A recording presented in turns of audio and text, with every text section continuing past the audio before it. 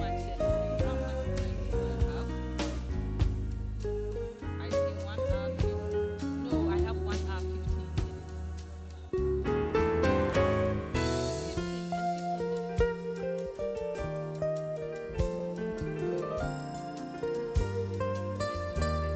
15 minutes. All right, thank you so much. Good afternoon. I'm happy to be here for the last set of presentations for the day. Thank you for staying with us all day. Hopefully, we should be here. We should be out of here soon. This session, hedging against unintended consequences or unintended negative outcomes, we are looking at primary school safety and screening issues. Looks like the way every rose has a thorn. When you see something good going, sometimes there are unintended consequences. Some may be good, but this one we want to focus on the negative unintended outcomes. So what we are saying is that for many women coming online for the first time, digital spaces are not inherently powering for them. Instead, it can expose them to surveillance, harassment, data exploitation, and other forms of harm. These risks are not hypothetical. These are lived realities of some women, including targeted scams, cyber stalking, unauthorized use of personal information, and digital gender-based violence. Even tools designed to support women, such as mobile money services, social media platforms, and digital ID systems, can become channels of exploitation if privacy and safety are not prioritized from the outset. So this session, we are listening to 3 presentations from 3 studies that examine the unintended harms of digital solution and propose some strategies to reduce this risk. To do this presentation, I have Munshi Sulaiman from the BRAC Institute of Governance and Development. So please hold on, let me introduce you properly. Come up. So he's the Director of Research and a Professor of the Master of Development Studies program at the BRAC Institute of Governance and Development, BRAC University. His other affiliations include Advisor for the Agency Fund and Research and Evaluation Advisor for Save the Children International. You are welcome, Munshi. Did I pronounce your name well? Yes. I have 2 other presenters that I will introduce when their time is up. So, are you ready? Yeah. Okay, all right, sure. The others are online, and that's why. So I will introduce them when their time is up.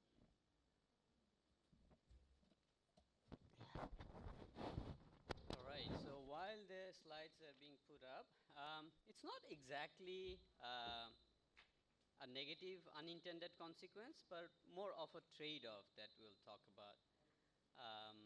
So we started the study anticipating something, and then, as you will see, we ended up not exactly what we anticipated. We didn't anticipate a trade-off.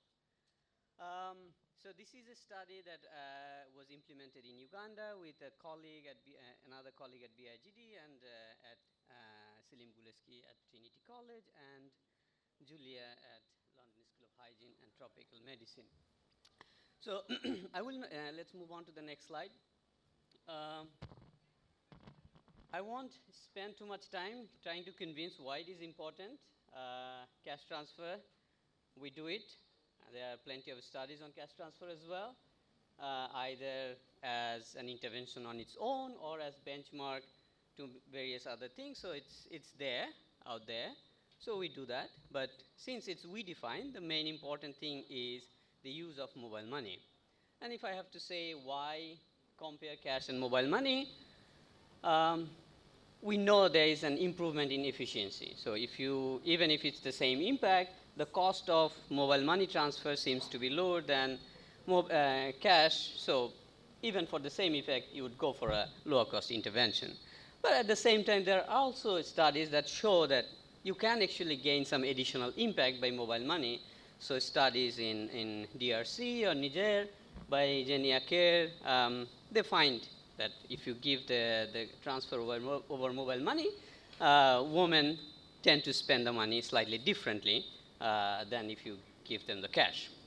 So there seems to be some impact. And as we define, is focused around the mechanisms of how this greater impact is obtained. Privacy is perceived to be one of the important mechanisms that once you give the money over mobile money, woman will have more control rather than cash, because now she has to find a way to save it somewhere, and it's not as obvious, as easily hideable than mobile money. And there are some studies, especially around loan repayment and receiving loan through mobile money by Emma, again with BRAC in Uganda and Tanzania. She seems to find some evidence for the privacy as a mechanism. So we thought, let's try and handle this in one setting where we'll compare these two. So moving on to the next slide. So this is our setting in Western Uganda, and these little dots there, each of them is a village, and they're color-coded for the types of treatment groups that I'll explain in the next slide. And just to describe the study population, these are women between 20 to 45 years age. They are all currently living with partners, because we want to see the negotiation that happens. So, someone doesn't have a partner, there is no negotiation involved, so not particularly relevant for our study. They own a cell phone, and they have mobile money account to their name. So why we are restricting to this group? The idea is, if there is privacy, maybe this is the group where they can really utilize the privacy, because if you have to ask someone to remember your PIN number, you may not be able to use mobile money privacy as much. So in a way, it's kind of, if we are to expect impact, this is the group where we can expect the impact. Now, this is the four treatment groups, and we have a control group to compare them against. So what are we doing? We are giving them cash or mobile money, and the money is going to the woman. And it's all scripted so that we maintain similarity across all the treatment arms to make sure that this money is for the woman, and it's unconditional transfer of just about, it's about $50, 200,000 shilling in Uganda. That's more than a monthly income for average income of the participants. So what are we expecting? So in the first group, we give the money to the woman, but in the presence of a man, but making the point that this is a money given to the woman. So you can think of it as a joint transfer, but done jointly, but given to the woman. In the second groups, we are giving it privately to the woman. Now, she has the choice of telling her husband or not. That's totally up to her. Now, what were we expecting? So assuming some of the men are not the good men, or they're the bad men. Now, those who are in the private arm, they may decide not to tell their husband, and that would enable them to do whatever they want to do with the money in their own way without the knowledge of the husband. And if we think that mobile money also has some added advantage over privacy, we should see the last group who have the private transfer in mobile money. They will have the biggest impact. Cash, where it's done jointly, they will have the lowest impact compared to the control group. And these two other groups in between will be somewhere in between, depending on what's the relative importance of privacy versus the other non-privacy related advantages of mobile money is. Now, moving on to the findings, what did we find? Not exactly what we anticipated, but on the income dimension, there is something that is that is intuitive enough. So first of all, when we looked at their economic engagement, overall, we didn't find anything. But thankfully, we asked this simple question of this activity that you're doing, are you doing it here by yourself or in partnership with someone? And if it is in partnership with someone, who within the household? So that way, we are able to distinguish their activity that are being done by themselves or jointly with their husbands. What do we see relative to the control group, which is giving us average income of, I think, 120,000 shilling. That's about, I think $40 or so. So we see positive impact for joint cash transfer. So when the money is given to the woman, but in the presence of the husband. And we also see slightly positive, but it's not sort of significant at the same levels, for the cash transfer, even if it is done privately. The main impact on the woman is coming from their individual income when it is done over mobile money. So somehow mobile money helps them with their individual activities, cash with joint activities. That's all fine maybe. Again, thinking about the cost, it doesn't hurt. Maybe they're spending the money the way they want. We don't need to force them to do jointly. They can do whichever way they want. Second slide, that's where the trade-off comes in, is when we're looking at the decision making, if we stop there, mobile money is a clear winner, right? They do their own activity on their own. They also have more decision making power. But the cost that is happening is through potential reduction in intimate partner violence. So in the joint cash transfer, where we see they're doing activities together, there isn't much of a change in their decision making the way we are measuring.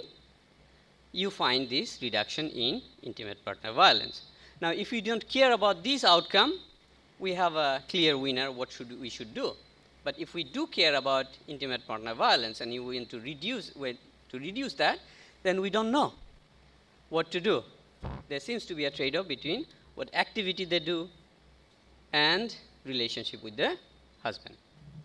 Now, why is this happening? So we have this last slide. And how much time do I have, madam? 6 minutes, perfect, yes. I want to spend more time on the last slide, where I have less to say, but more to hear if we can. So this is mechanism. So how is it happening? So for mechanisms, we tried to sort of construct these different variables around marital trust and controlling behavior. So these are sort of this bunch of statements where you ask them about how much do you trust your husband? Do you trust if you're in danger, your husband will come and save you, Not everyone trusts, or, there is variation in how much they trust in their husbands. But what we're seeing is in this joint cash transfer, that's where you see this improvement in marital trust and reduction in controlling behavior. So they are doing things jointly. So that's one of our potential mechanisms that we are trying to explore. Now, in my last slide, where I'm supposed to conclude, and I guess you don't like to see a question mark in the conclusion, but that's what I have, because does privacy matter? I don't know. Based on the evidence, you decide. I can't decide. Cash versus mobile money doesn't seem to matter much, but if we think about the topic of these 2 days, agency, I start pondering. What is it that we are trying to influence?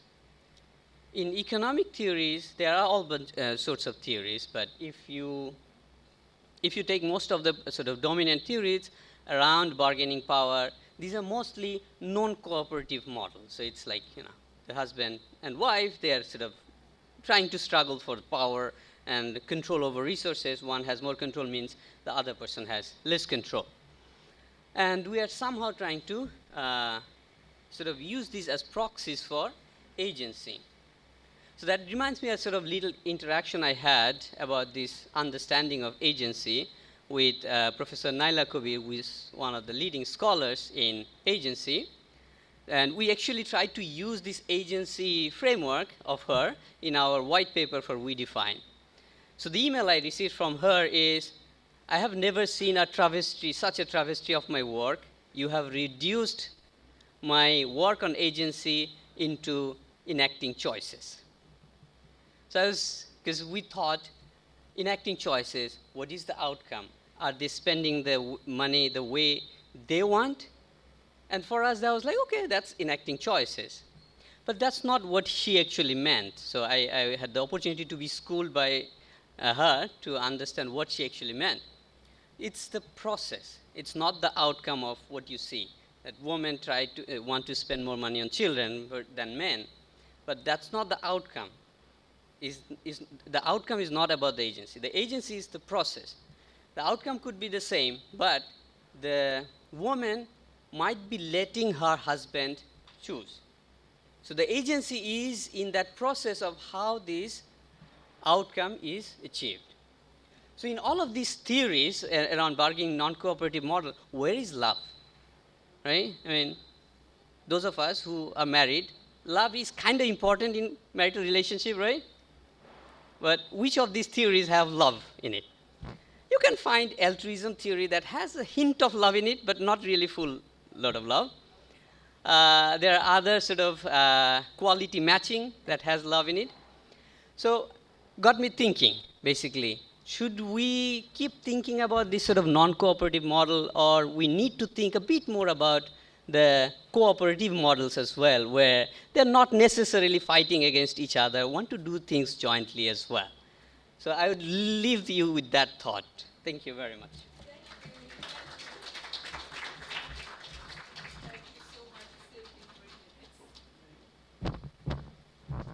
Thank you so much, Munshi. You saved me 3 minutes. That's nice. And I didn't see the where is love. I didn't see where I didn't see it coming. How did you switch from economic theories to where is love? All right. I will move to my next presenter.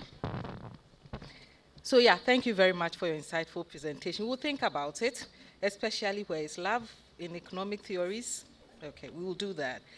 Our next presenter, our next presenter is Matthew Bird.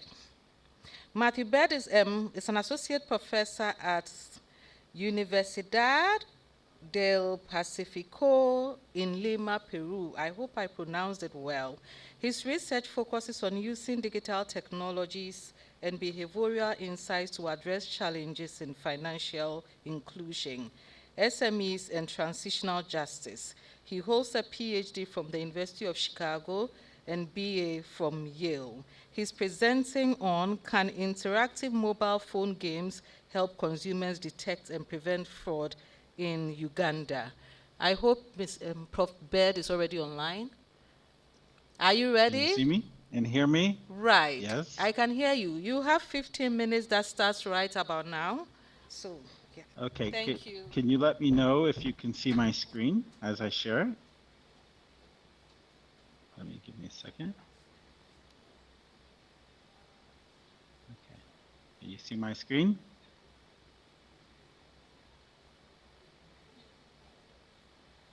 Now can you see my screen? Yes? Okay, I see a thumbs up.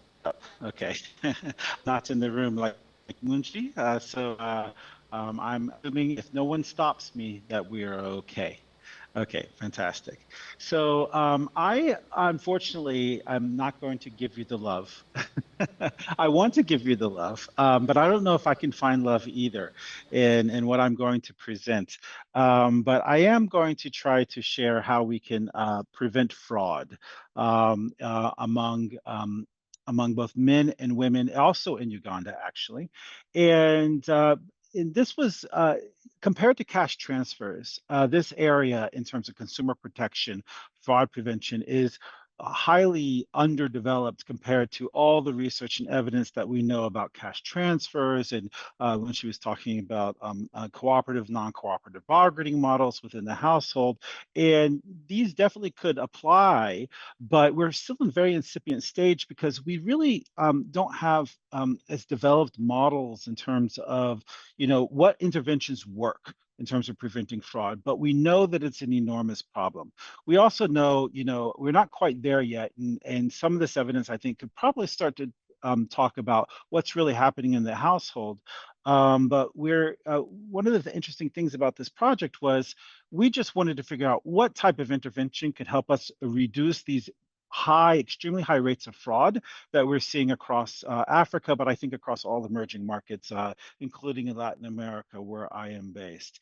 And you can see here, IPA ran some consumer surveys in Kenya, in Nigeria, and Uganda, and you can see at the top of the list or near the top of the list, and all of them are phishing by phone or SMS as being one of the top consumer protection challenges reported. Over 50% 50% in Kenya, 42% in Nigeria, a third that's the top in Uganda. And I'm sure if you did it in Ghana, if you did it throughout West Africa, East Africa, anywhere, you're going to find beyond Nigeria, of course, in West Africa, you're going to find these extremely high rates. And it's only becoming even greater challenge for DFS, digital financial services, because it can actually hinder really taking advantage of these services. In it, not just that, in its worst case, it can be very harmful for vulnerable households and families. Now, in Uganda, for example, but I know very well in other countries in Africa in the region, there's been different attempts to try to provide information to household members with mobile money, etc., to give them the information needed to this risk. Radio campaigns, for example, very popular, kind of the social media posters, just lots of text and giving you just very specific points of advice. You've probably all received the MNO messages, the SMS messages. And even some have kind of entered into this is a campaign in Uganda as well, of videos and a beer, it's called the Beer is Steady campaign, and actually kind of commercials and what have you. But one of the challenges with this is very kind of broad. It's brushstrokes, whether it's a big information campaign or social media is kind of dry. Just don't do this. Don't check for this or that. The SMS as well. And so we wanted to see if we could do something that's more effective, that's more targeted, simpler, more engaging, but that also you could take to scale. So what we did is we said, okay, let's focus on providing this information through IVR. We worked with Viamo for this. And we said to ourselves, okay, how can we make this as engaging as possible to actually give people the experience of what it is to have engaged or fielded a fraud attempt, what you can do, and how you can learn through practice and simulating. And what we did was working with Viamo, who has kind of, I know there's these platforms as well, Viamo 161 information platforms for the MNOs that you get a free number of calls per month. We worked with them in Uganda and created what's called Wanji games, which are kind of interactive narrative games. So if you haven't done it, I actually have a couple of audios here. It's basically you listen and choose, would you do A or B, and then you go to the next thing. So it's kind of choose your own adventure, but you kind of get wrapped into a fraud scheme. And what would you do at this point or at this point? And then we would give information through the course of the adventure. And we did an RCT to measure this, and also wanted to examine downstream effects. But we also designed our intervention so that we could detect gender effects on males and females and heterogeneous effects. I just want to see if this works. And if this doesn't work, I won't play it. But I think it's worthwhile to listen to what the intervention was, because it was highly engaging. We were surprised about how positive the response was. So I'm going to play this. So if someone, Benjamin, or someone could just stop me if you don't hear it, just let me know. Wow!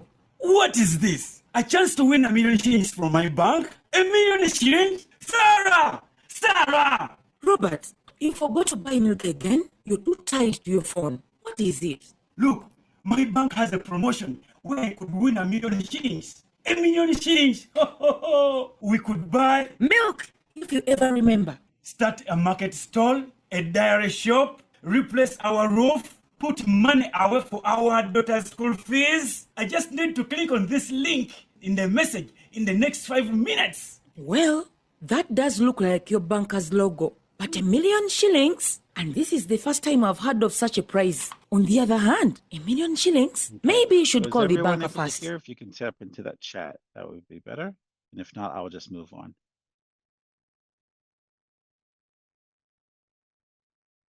Benjamin, are you able to hear?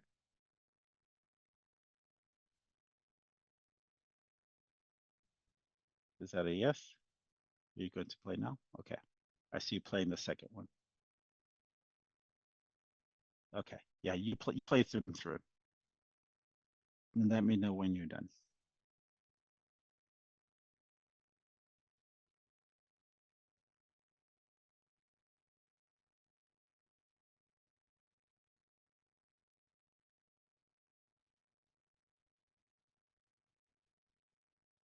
Okay, proceed. Sorry. Okay. Robert has been offered the chance to win £1,000,000 by his bank. If he clicks on the link in the next 5 minutes, what do you think he should do? If you think he should click on the link, press 1. If you think he should call the bank first, press 2.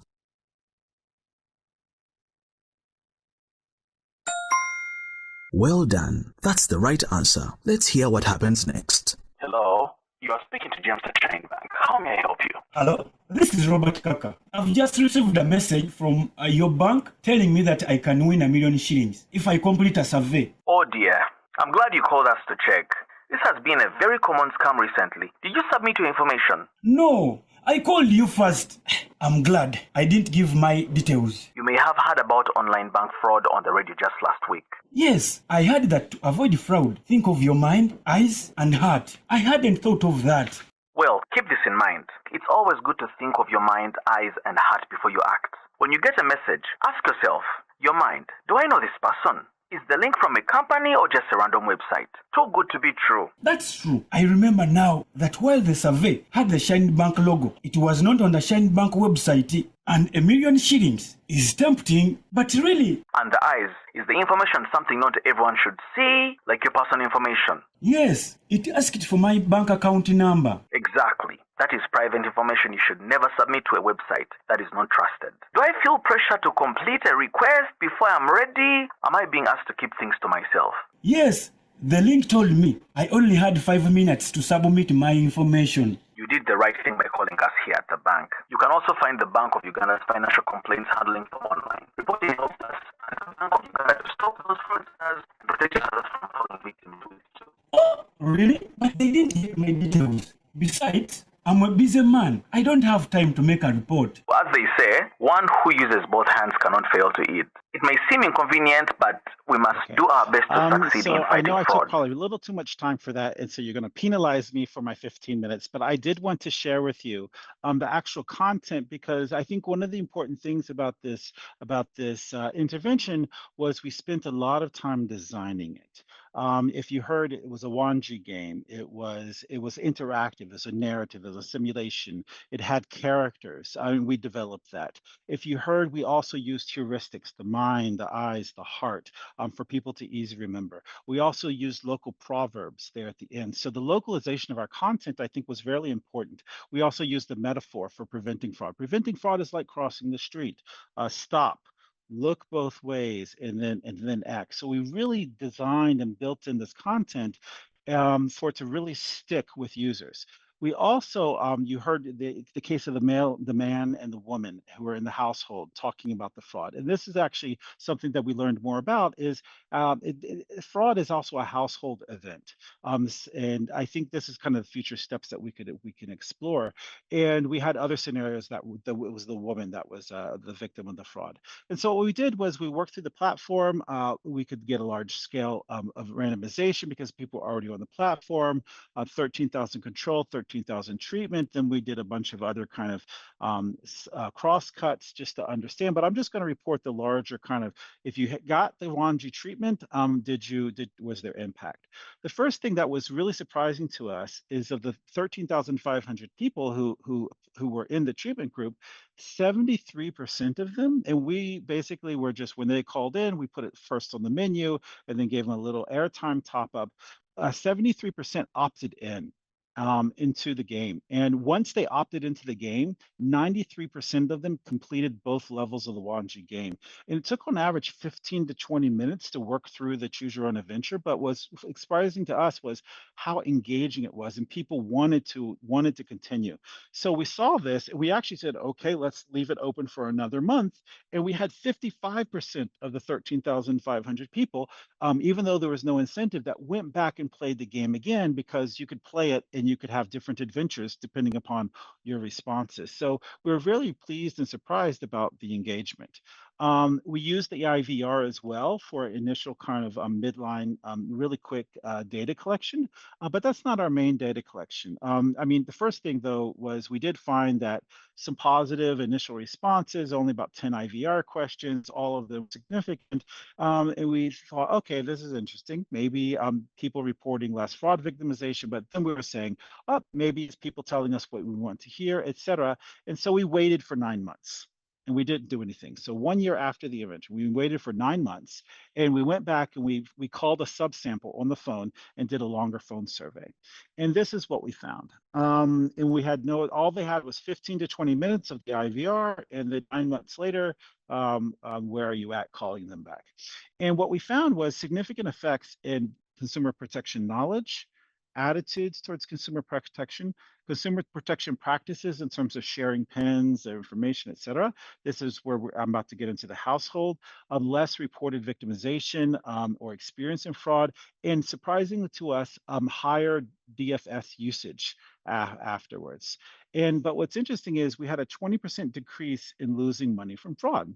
So, we broke this down. We said, okay, that looks interesting, what we would expect as you look into the details. But then we said, what if we looked at the gender? What if we looked across gender and understood, were there differential effects, were there shared effects? And a couple of things started to pop out to us. First is if you look at the very bottom in terms of fraud experience, where we had significant impact, at least with heterogeneous effects on who was actually experienced less fraud, it was actually with the women. We had a 0.7% decrease, really low from a base, 0.7% decrease in men. But if you see, we actually, through this intervention, leveled the women's victimization of fraud with the men. It fell from 8.4% in a previous period of time to 5.6%, which actually comes out to a 33% decrease. And that's what's driving the overall results. We also found that it was women who were reporting actually being more social with the information, sharing more of the information with others. And there were also the ones who were more willing to report complaints relatively. The men were as well, though, on that one. And so we said, well, this is interesting. The information seemed to have worked, but they're working differentially, a bit different between the men and the women. And so he said, what about downstream digital financial service use? And what we found there was something that was also surprising. It wasn't uniform across whether you save more mobile money, airtime loans, there were no effects, mobile money use, there were no effects. But look at what we found. We found that mobile money loans, women, because of this intervention, were the ones who were taking out much more mobile money loans. And it seems that the men, although I don't think there were different effects between male and female on the saving money, but there is definitely something to pay attention to in terms of differential effects of consumer protection on how downstream women are taking up different types of DFS products on that. And there's one thing I forgot to show before that I think is worthwhile, is also sharing the phone or SIM or PIN. We saw that it was men, you can't see it, but it's that first line under practices. It was the men that were sharing the phone or SIM or PIN less compared to women. And I think that also has to do with power and use and who has the SIM card within the, and I think I'm almost done, Benjamin, I'll finish right now, the SIM card. And so I think what happened with this is it raised a lot of questions for us. Initially, we were just asking, can we reduce fraud? It's an epidemic, what can we do? But as we got these results back, I think it's the first kind of large scale RCT on a fraud intervention. We've discovered, whoa, we need to pay a lot more attention to differential effects of consumer protection on women, and maybe dynamics, because it has to do with financial inclusion within the household. So my kind of final kind of policy implications for this are, if you're thinking about scale of this, we need to think much more about being gender responsive in the scale up, targeting better women, partnering with women focused groups, leveraging more the sharing that they can do, women's content for this, more women's scenarios, monitor those results better. And then finally, the last two, I would just say for the fifth one, for the national scale up, I think it's important that the consumer protection should not be seen as something post hoc after DFS onboarding that are suffering from fraud. So there's an even greater impact that you can have by attending to consumer protection as you're doing DFS and onboarding, and this can have even greater, more positive effects for financial inclusion for women. So I'll stop there. I know I went over. I probably shouldn't share those recordings. But thank you so much for your time.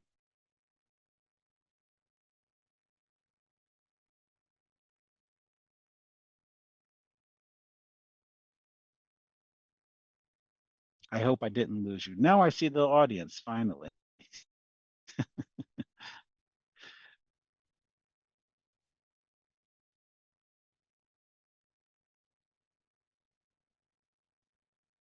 I can't hear.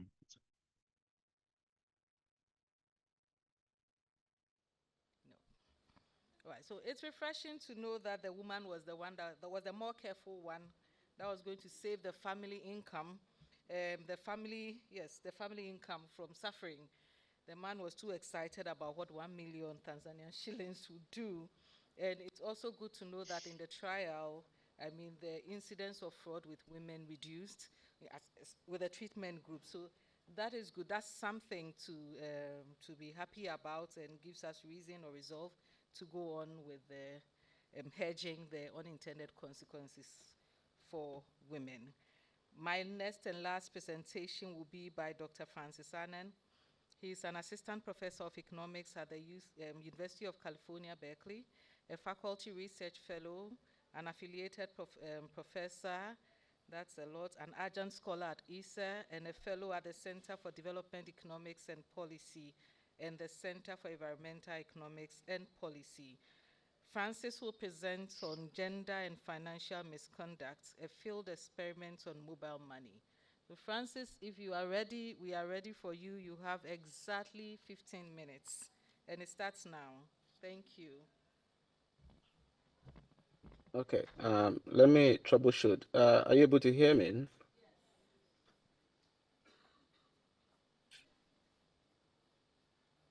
Okay, well, I'm taking the silence as a yes. All right, thanks everybody, and thank you IPA actually for the invitation to present this extremely almost an old paper. I'm excited to go back to it, so it's great. So as mentioned, what I'll be doing is to kind of try to talk about the gender dimensions of misconduct in the marketplace for mobile money. Kind of to get a sense of where I'm headed, first I'm going to try to motivate why this is important and precisely the question. Then, obviously I'll say a few things about the results, and for those that kind of stay to the next 15 minutes, I doubt. And then I'll walk you through the experiment, and then we can discuss what explains the results and try to conclude. And if I have more time, I'll take the contributions to the literature, but I think I won't. So that's the agenda. So in this simple form, the classic question that I'm trying to answer here is really asking the question of, does gender matter for misconduct, in particular in the mobile money markets? And it's going to be, the long and short answer is going to be a yes. Okay. And so the way I like to think of this is precisely, misconduct, which I'm going to argue as, essentially market actions that are unethical and also suggestive or indicative of wrongdoing is prevalent in many economic and financial transactions. But, as far as I can tell, this is such a very gray area, which requires a lot of work.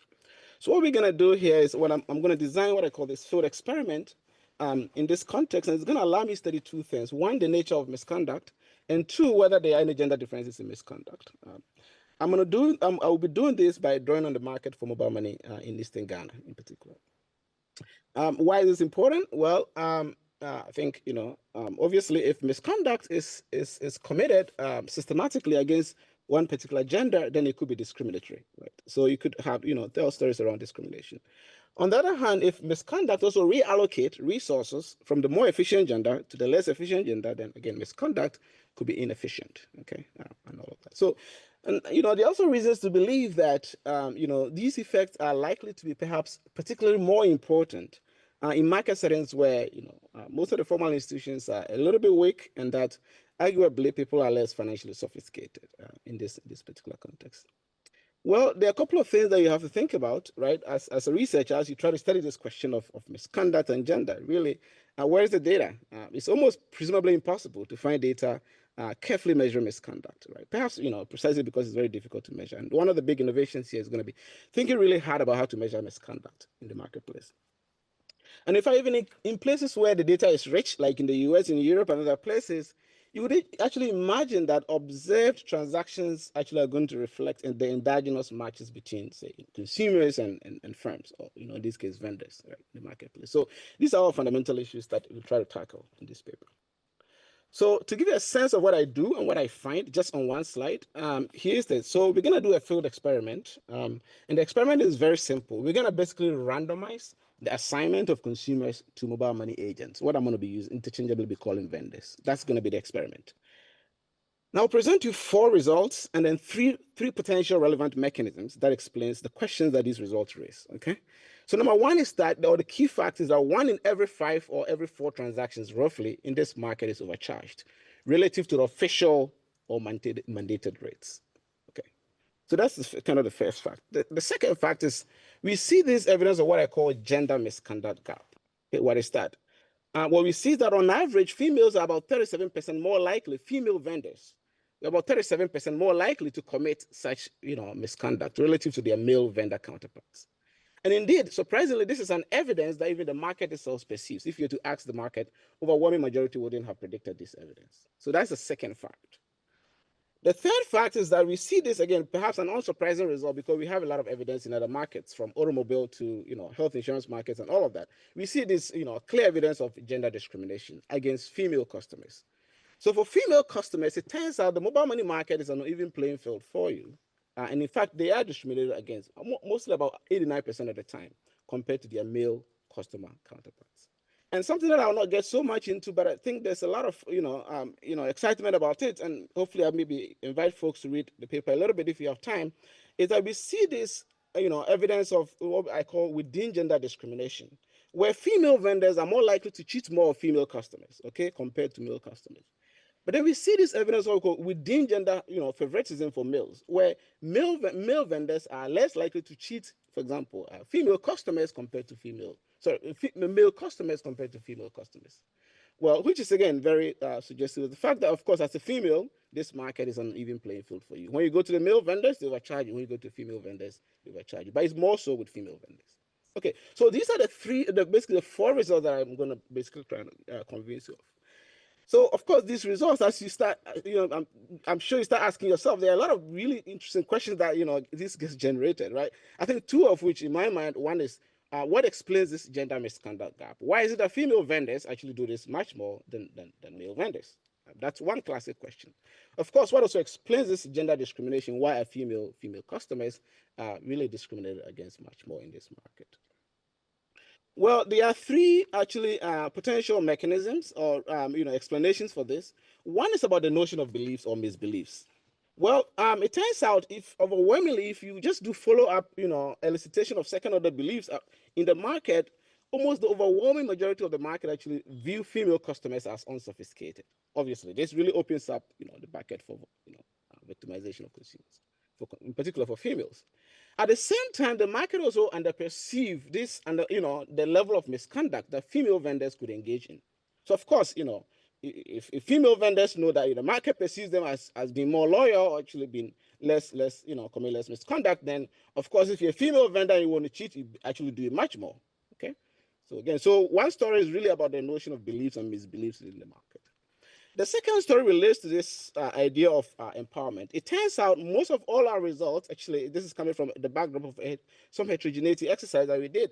A lot of the effects on the gender discrimination results are coming from really villages or market contexts where actually there's low female empowerment to begin with. So clearly, females, the gender discrimination story is much more stronger in very low, well-measured, female empowerment markets. The third mechanism, which again helps us explain this idea of the gender misconduct gap, aside the beliefs, is that it turns out, there are really these gigantic differences in income, household income for female vendors compared to male vendors, which obviously would actually suggest that female vendors are actually more dependent on the extra income that they can earn from misconduct. So I think there's a lot going on here with a lot of facts and a lot of possible, explanations.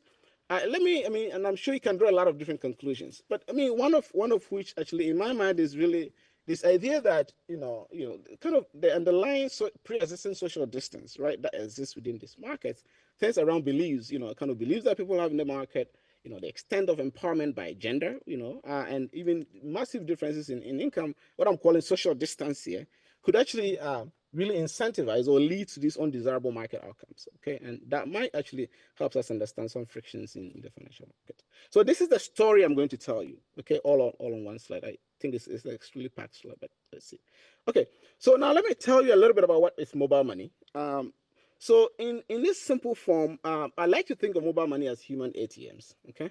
Of course, it's a market with it's a vertical market where at the upstream you have this, providers, commercial providers, right? And then really at the downstream you have these retail agents that act on behalf of these commercial providers. In fact, these retail agents are what I'm calling the human ATMs. And on the right is some pictures that illustrate that. Of course, I'm sure in different contexts you could have different representation of this. What can you do as a consumer? Well, you visit a retail outlet, these mobile money agents, you could onboard a bunch of digital tools, right? You could open a new mobile money account. If you're a first-time user, you could do what we call cash ins, the deposits, you could do the cash outs, the withdrawals, and a bunch of other digital tools, including transfers that mix up in this market. What are vendors? These vendors essentially are going to be these retail distribution outlets. They are typically very small. They are, average daily sales is really roughly about, $400. Close between 3,000 to 4,000 Ghana cedis, and with an average profit of the average official profit of around $2 per day. In this market, there's free entry and exit. You can enter, you can leave at any point in time as an agent. And for you to become an agent, of course, you need to show a proof of some initial capital requirement, typically around maybe 4,000 cedis. And then you receive a training from the provider, okay? You receive a training from the provider. In this case, if it's MTN, you're going to receive a training from MTN. And then clearly, then you're going to sign a contract, okay, regarding the terms of, for example, fraud is something that you don't want to engage in, you don't want to overcharge. Here are the conditions of service. Okay, so this is the classic way of setting up an agent. And in fact, agents are going to be earning commissions as their profits. So in some sense, a volumes market. The more transactions you do, the more you get. The nice thing about mobile money, and I think this is why it's such a very exciting lab for economics to think of questions around misconduct, obviously, is that the fees or the tariffs on transactions are ex ante actually set by the providers. Okay, in this case, part of your contract will specify what fees to charge at these retail outlets, and we can have another lecture on whether this is something that we should be doing or not. But again, we're going to take that as given. Well, given this feature, what I'm going to do is I'm going to rely on this feature, the fact that prices are set at the upstream by the provider. I'm going to use this to clearly define what I call misconduct. What is that? It's going to be all transactions at the retail, the agent point that are overcharged. Now, in economics, this would be a version of where you have the upstream player setting the price, and then the downstream player also taking the price as given, what we call single marginalization. But of course, immediately the agent also begins to marginalize or inflict a double marginalization. Okay. The setting is going to be in Eastern Ghana. These are very low-income localities, and the inclusion criteria obviously that there has to be some presence of mobile money vendors in these localities or villages. We're going to implement this experiment to be done in 2019, another one in 2021, and of course the facts are there regarding the number of districts. So cohort regarding the number of districts. So cohort one, in the absence of detailed data on misconduct, we're going to construct a census of the market for mobile money, okay, which means we're going to do locality to locality, door to door visit, and we're going to list the census of every single agent, every single corner with coordinates on every particular agent across all these total 166 localities. By randomization, what we're going to do essentially, as I explained before, the experiment is pretty straightforward. We're going to basically, recruit, identify roughly about 40 to 44, consumers. We're going to call them auditors. We're going to train them, and we're going to randomly match them into, to doing transactions across these censused, retail outlets, what we call vendors, close to about 300 of them. Okay. And the randomization protocol, again, is a little bit straightforward. What we do is basically you take all the male auditors or the male customers, and then what you do is you randomly assign them half and half to both male vendors and the female vendors. And then we do the same for female auditors. Take all the female customers, you randomly assign them half and half to the male vendors and the female vendors. So again, you have this very strong balance by gender and a bunch of characteristics. So that's what we do. Now, I think this paper is probably incomplete if I don't tell you how we measure misconduct. So let me spend the next slide doing that. Well, so what we're going to do, obviously, on the left side, so I'm going to maybe explain a little bit, and I'll walk you through where this magic number of 1 in every 5 transactions is overcharged. So we're going to recruit consumers, roughly about 44 of them, and we're going to randomly assign them to vendors, okay? So we tell you where to do transactions. So these what I call trained customers or auditors are going to be given money, some in physical cash, some in electronic money, okay, to go and make real transactions on mobile money. So this is kind of a non-standard audit study. This is less so of deception, right? You go then engage in actual real transaction at the mobile money outlet. These transactions are, the transaction types are going to be carefully chosen based on what we know about the market. So again, we have transactions that span cash in, cash out. OTC here are over-the-counter transactions where people do transfers. We even try to simulate purchasing as safely as possible, opening a new mobile money account, all the way up to even, buying an airtime. And we're also going to vary the size of the transaction, whether it's a small transaction, or a large size transaction, or a small size transaction. So that's going to be the approach. And then, of course, as I mentioned, we're going to define misconduct to basically, include all transactions that are overcharged. And we're going to measure misconduct in 2 ways. One is whether the transaction is overcharged or not, what we call essentially the incidence of misconduct. And then we're going to also do, the amount of misconduct, which is essentially the amount of money that is actually added on top of the official fees. Overall, we estimate, I see there's a hand up. Do you want to go ahead and ask a question?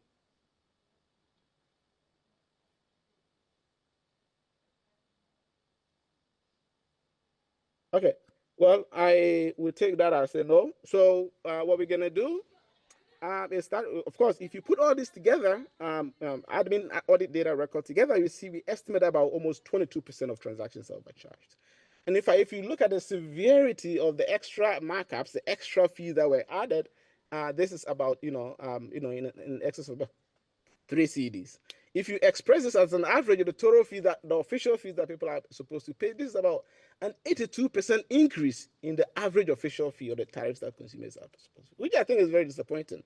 One of the beautiful things about digital finance and by extension mobile money is that we actually, these transactions, they are very low cost, right, in that sense. So to this extent, I think it really undermines the spirit of kind of, why mobile money markets are such. Dr. Annan. Please go ahead. Your time is up. Oh, my time is up. Oh, okay. Well, so I can you know the results already, give you but this 2 minutes to wrap up. Well, this is basically my last but one slide, so I'll stop here. So, all to say, the results are clear. We find clear evidence of, putting all together. We estimate very gigantic differences between gender misconduct by gender. Female vendors actually were about 39 to 40% more likely to commit misconduct compared to male vendors. Female customers discriminated more against, and you see this gigantic, differences by different gender marches. Okay. There are a lot of explanations. I'll spare the details, and maybe I'll conclude since I don't have time. The conclusion is that definitely this paper presents very clear new insights about misconduct. Something about gender misconduct gaps and discrimination in markets for digital financial services, implemented by extension mobile money. There are 4 implications I'd like us to walk away with. One, obviously, misconduct is not only high, but it's discriminatory. And in fact, I'm going to go to argue that it's also inefficient. Okay. The second implication is that beliefs or misbeliefs about gender, empowerment issues, and differences in income are key, to goals if you want to resolve vendor misconduct in this marketplace. And the third implication, obviously, is that misconduct does not only, it doesn't only matter, but actually is extremely inefficient. In another paper, we show that where clearly by reducing misconduct, everyone in the market is better off. Consumers are better off, the firms are better off, and even providers are better off. The last point, I think we need a lot of research clearly to understand, the risks in these markets for digital financial services. And in particular, actually, all these IPA surveys, most recent one showing massive, evidence of that, even when, in cross-country surveys, showing that in Nigeria, this estimate is roughly around 42%, to Uganda about 32%. So anyways, I'll stop here, given I don't have too much time, but I invite people to read the paper if you have the time. It's something that you can read, whilst actually you're relaxing. So thanks a lot for adding the extra 2 minutes. Thank you. Thank you so much for your presentation. I wish there were more time for you to have fully presented your findings and which led to those conclusions. This very insightful but but very painful that women are doing that to women. Oh, all the cyber fraud you hear, the phone calls and the scams, I've hardly heard a woman making those calls. And so I thought that it was only to find out that the women are also behaving badly, and they are behaving badly towards women. That's painful. But it's good to know, because then it helps us know where to redirect our focus or to strengthen our focus when it comes to reducing some of these, eliminating the misconduct and reducing the impact it has on both men and women. Thank you to our 3 presenters. I have only 10 minutes for questions, so please make your questions brief. I have a question for Munshi. I still need some clarification on how doing the thing jointly is reducing intimate partner violence. I'm not sure I got it really, that so their husbands knowing that they have money or they have income, reduced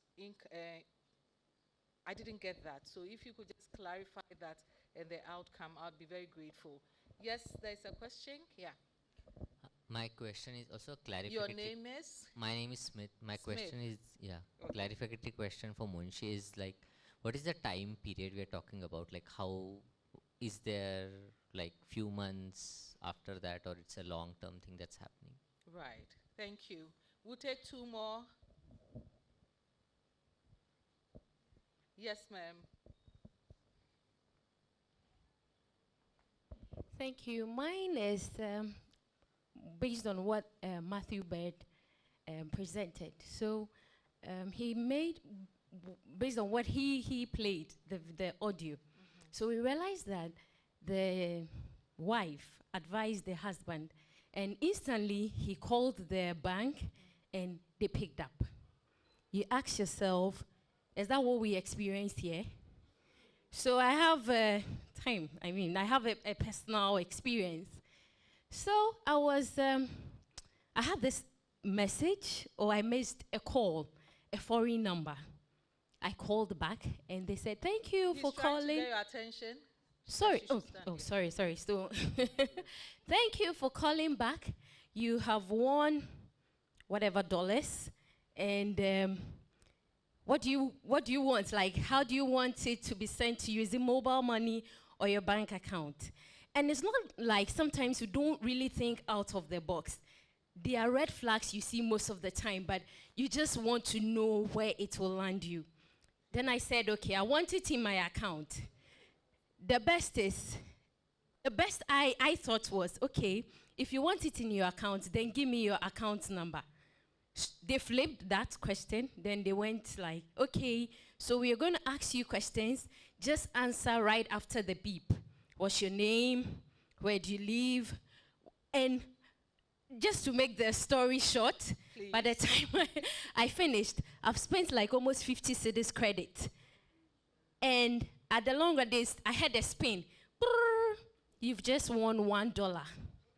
So in that case, I was like, okay, let me just call my bank. I'm not mentioning names. I'm not making any organization.